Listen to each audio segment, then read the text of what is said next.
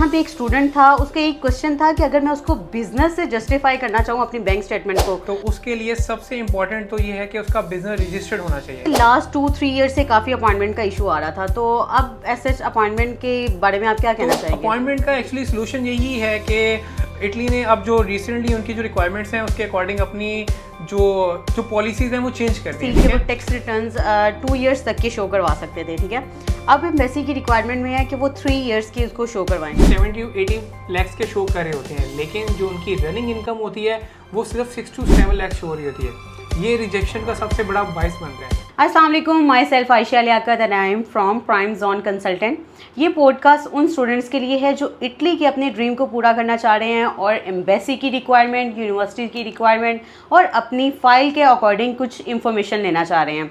अब बहुत से स्टूडेंट्स के क्वेश्चंस मेरे पास आ रहे थे, मैंने कहा क्यों ना बैठ के इनको अपने सीनियर्स के साथ डिस्कस किया जाए और स्टूडेंट के लिए भी बेनिफिशियल हो।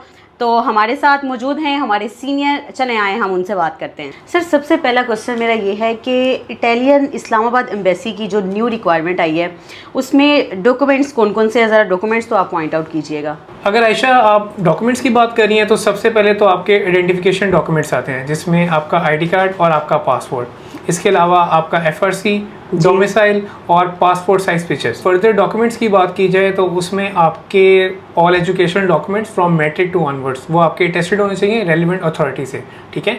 उसके अलावा जो आपकी इटालियन यूनिवर्सिटी से एक्सेप्टेंस आई है वो, और आपकी जो प्री इनरोलमेंट समरी है ये। अगर हम एम्बेसी के सबसे मेन डॉक्यूमेंट्स की बात की जाए तो उसमें बैंक स्टेटमेंट आ जाती है। उसमें बैंक स्टेटमेंट, आपका अकाउंट मेंटेनेंस सर्टिफिकेट जो कि बैंक से स्टैम्प्ड एंड साइन होना चाहिए, और अगर उसके अलावा आप बात करती हैं डॉक्यूमेंट्स की तो आपके 3 इयर्स के टैक्स रिटर्न्स और जो भी डॉक्यूमेंट्स आपकी बैंक स्टेटमेंट को जस्टिफाई करने चाहिए वो डॉक्यूमेंट्स आपने लाजमी साथ में लगाना। सर, आपने मुझे फाइनेंशियल डॉक्यूमेंट्स की रिक्वायरमेंट के बारे में बताया था।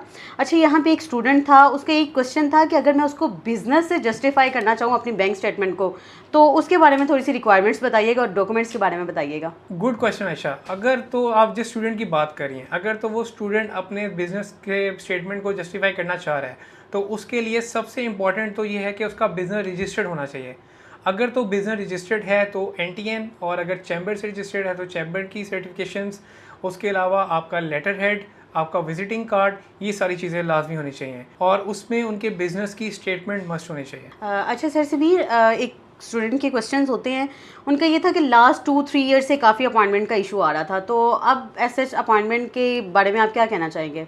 अच्छा आयशा, जैसे कि आप जानती हैं कि इटली ने लास्ट 2-3 ईयर से जो एम्बेसी की रिक्वायरमेंट्स थी, एक तो वो थोड़ी सी ईजी कर दी थी, लेकिन उनकी जो अपॉइंटमेंट्स के इशूज़ थे वो बहुत ज़्यादा चल रहे थे, जिस वजह से स्टूडेंट्स बहुत ज़्यादा परेशान हैं कि हम सारी एप्लीकेशन रेडी कर लेते हैं लेकिन एट द एंड हमें अपॉइंटमेंट नहीं मिलती।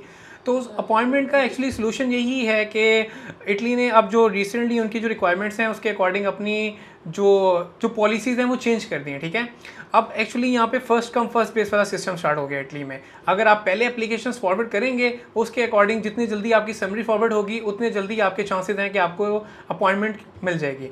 अब जैसे कि आप देख रही हैं कि इटली ने अपनी रिक्वायरमेंट्स चेंज की हैं और जितने जल्दी आप समरी फॉरवर्ड करेंगी उतने जल्दी एम्बेसी आपको पिक करके उसके अकॉर्डिंग एम्बेसी खुद आपको डेट देगी।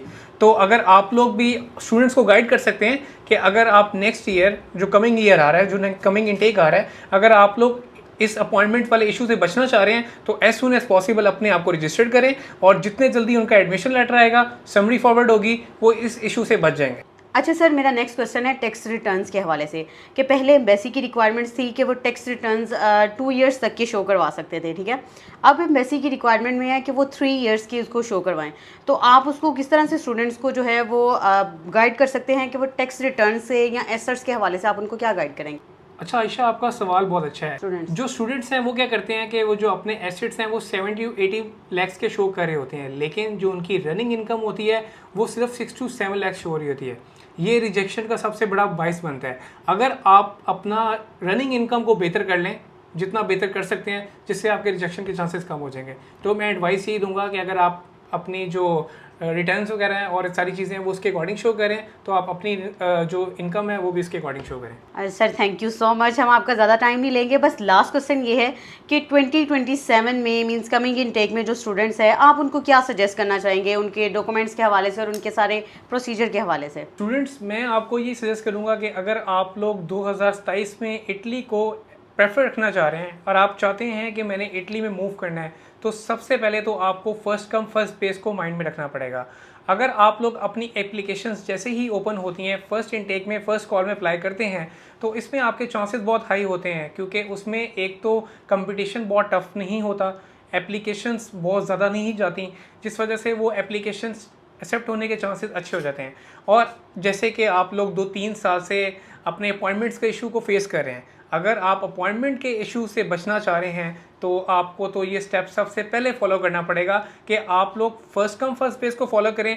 जैसे ही आपकी एप्लीकेशंस एडमिशंस फाइनल होंगे, इनकी समरी ओपन होगी, हम आपकी एप्लीकेशन फॉरवर्ड करेंगे एम्बेसी में, और उसके बाद एम्बेसी आपको टाइमली रिस्पॉन्स करके आपको एक डेट फाइनल करेगी। तो अगर आप लोग भी 2027 में अपने ड्रीम को फुलफिल करना चाह रहे हैं और इटली में अप्लाई करना चाह रहे हैं, तो आप लोग भी अपने अभी से डॉक्यूमेंटेशन को रेडी करना स्टार्ट करें। अच्छा स्टूडेंट्स, आपने ये सारी वीडियो देख ली और आपको आइडिया हो गया होगा क्या रिक्वायरमेंट्स है। अगर आपके मज़ीद क्वेश्चंस हैं और आपने हमारे एक्सपर्टीज़ जैसे कि सर समीर थे मेरे साथ अवेलेबल थे और उन्होंने आपके सारे क्वेश्चंस को सॉल्व किया है, अगर आपने मज़ीद कोई क्वेश्चनिंग करनी है, फेस टू फेस मीटअप करना है, तो अब आपने भी इस एक्सपो 2027 को ज्वाइन करना है और अपनी फ़ाइल की एवेल्युएशन करके फर्दर प्रोसेस को स्टार्ट करना है। और अब नेक्स्ट वीडियो तक मुझे दें इजाज़त। अल्लाह हाफिज़।